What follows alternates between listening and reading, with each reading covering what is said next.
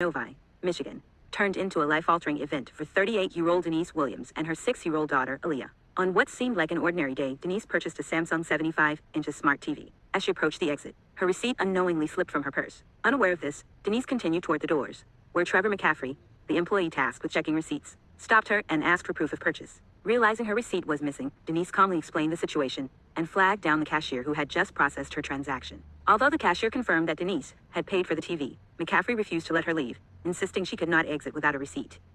Frustrated but determined not to cause a scene, Denise proceeded to her SUV and waved down a nearby man in the parking lot, asking for help to load the large TV into her vehicle. As the man began assisting her, a police car suddenly pulled up. Officer Lindsay Carter, a 28-year-old rookie with a reputation for being overly zealous, exited the vehicle with her hand already resting on her holstered gun. McCaffrey had called the police, claiming Denise had stolen the TV and assaulted him on her way out. Officer Carter immediately confronted Denise, accusing her of theft and demanding that she put her hands behind her back. Denise, caught off guard, tried to explain that she had paid for the TV and that the cashier could confirm it, but Carter's tone grew increasingly aggressive. When Denise hesitated to comply with being handcuffed, pleading that she had done nothing wrong, Officer Carter responded with unnecessary force.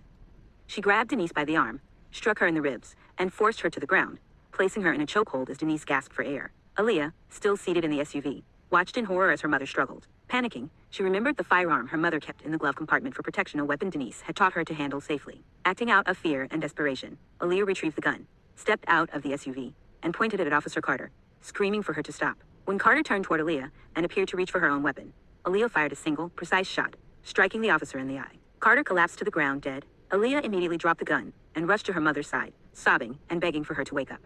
Denise regained consciousness moments later as more officers arrived on the scene. Both she and Aaliyah were taken into custody. However, after a thorough investigation, Denise was cleared of any wrongdoing. The lost receipt was recovered, and security footage confirmed that Denise had paid for the TV and had not assaulted McCaffrey. The footage also revealed Officer Carter's excessive use of force, which had escalated the situation unnecessarily. Aaliyah's actions were deemed justifiable, as she acted in defense of her mother's life. The incident has ignited widespread debate about systemic racism, the criminalization of black shoppers, and the excessive force used by law enforcement.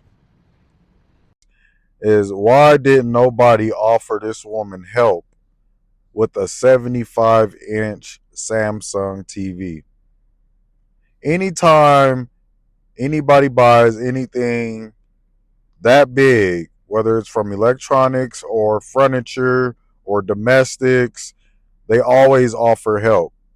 If you're checking out at the front end, they always offer a cart pusher to come help you load that merchandise into your car. And then they supply the six-wheelers for it to go on, so you don't have to struggle putting it into a cart with your child in it. So why didn't nobody use the 10-foot rule, right? Or why didn't the cashier offer or have somebody come help her take that merchandise out to the car? That would have deterred this from the start, even with or without a receipt. Because as AP, this would have helped us identify that it has been bought. If they got somebody present with them that's helping them take this TV out, I know that it's been paid for, right? And then the cashier told this guy that it was paid for, and he still didn't want to listen. Now, when it comes to this McCarthy or this McCaffrey dude, I want to know, is he an AP door host or is he APA? Either way it goes, he violated AP09.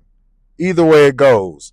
So if I'm looking at this from a door greeter's perspective, he was well within his, rights, or not rights. I won't say rights, legal terms. I will say he was well within the policy to ask for a receipt.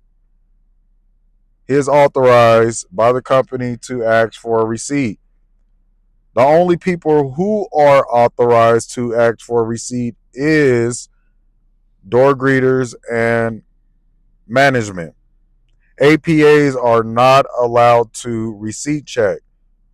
APAs are not allowed to receipt check.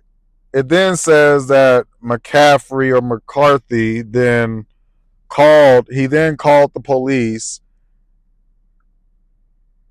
and said that she had shoplifted the TV and that she assaulted him on the way out the door, which turns this into a felony shoplift because of the dollar amount and because he said that he was assaulted. So, of course, the police, I feel like whether it'd been her or any other officer would have came in hot. Um, I feel like maybe they would have handled it different, but regardless to the fact, they would have rolled up hot, given this information that they just been assaulted and a black female, just pushed out with a TV. You feel me? And so this is what makes me think that he's an APA because as a door greeter, you are not authorized to call the police for any reason at all, especially when it comes to a shoplifter. When it comes to a shoplifter, they do not have the authorization to call the police and report a shoplift. The only ones who are authorized to call the police for a theft is management and APAs. That's it.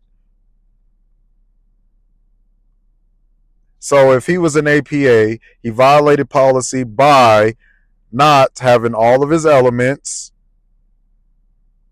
Two, he violated APO 9 by doing a receipt check.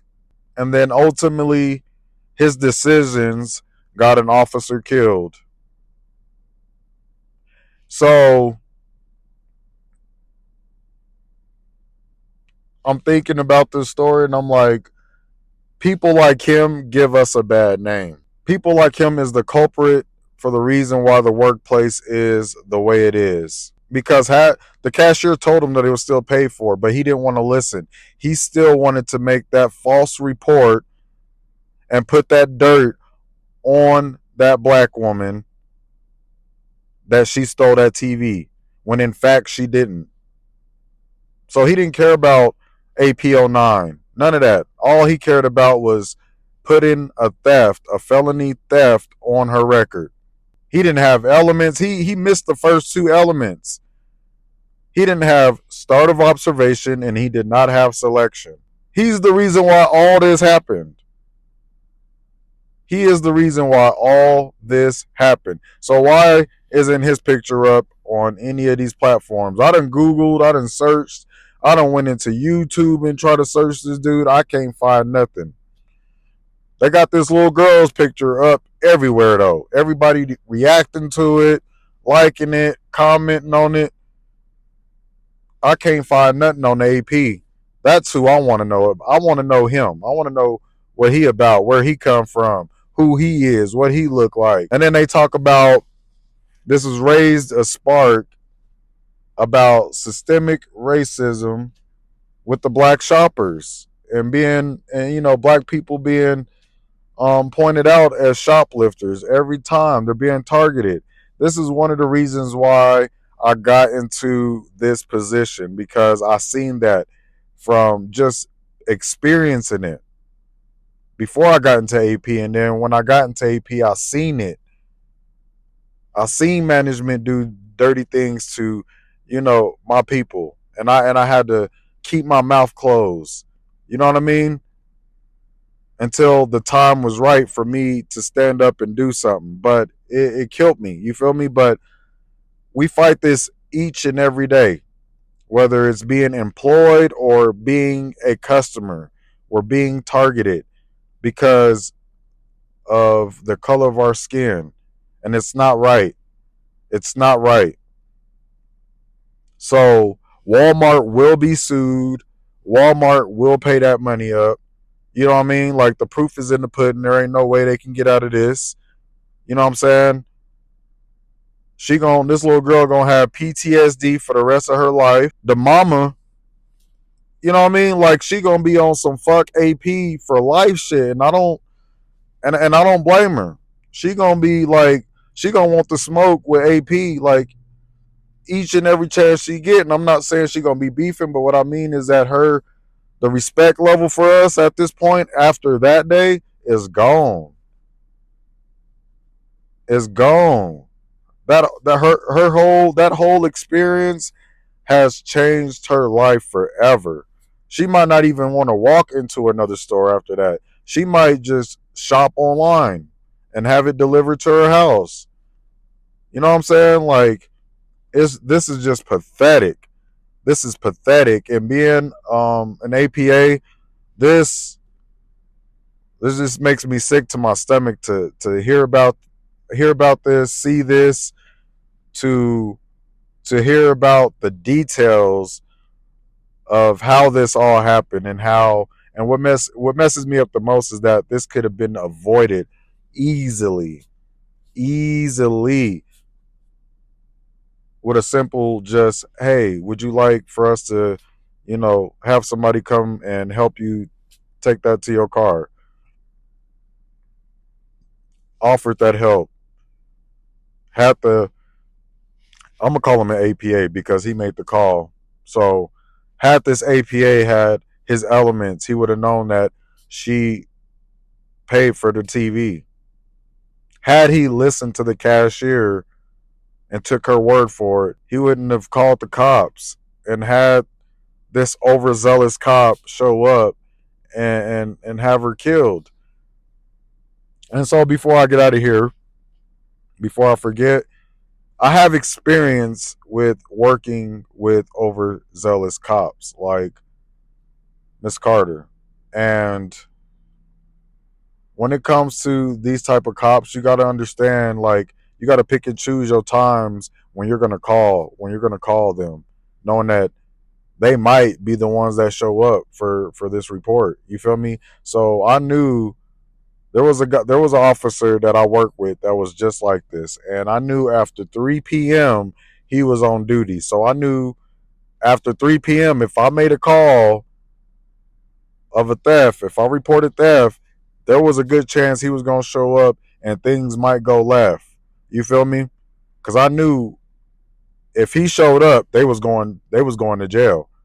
There wasn't no writing a ticket and then releasing them and then they go home. No, if he showed up, this overzealous cop that I work with, if he showed up, they was going to jail. If the dollar amount was $10, they was going to jail. The dollar amount was $500, they going to jail.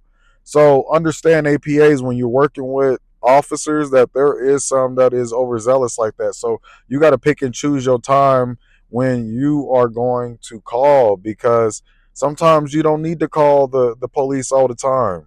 You ain't got to call the police all the time. You got to make sure your ducks is lined up first before you make that call. You gotta know. I tell people this all the time. You cannot think in this position. You got to know that they stole that merchandise. You got to 100% know that they walked out without paying for that merchandise. And he did not know 100% that she did or did not pay for that merchandise. You got to know. So you got to know, even in the case where, let's just say, she didn't pay for the TV and he took their word for it that she did. And then he goes back and he does video review and finds out that she didn't. He can now put in that report. He can now file a report of theft. You feel what I'm saying? And that's how it works. But you don't just go off of emotion and what you want to do because you feel like you have the authority to do so. This dude is on his high horse. He abused his authority. And these are the type of people that give us a bad name. These are the type of people that creates a hostile and toxic work environment. And these are the type of people that we have to get out of the workplace. I'm telling you, that's just me being raw with y'all. These are the type of people that we got to get out of the workplace. They're a disease. They're a liability. You know what I mean? They tell me that I am a walker. They tell me that I am a walking liability because of how I make my apprehensions. But let me tell y'all something. I have never, ever had an apprehension that went left like this.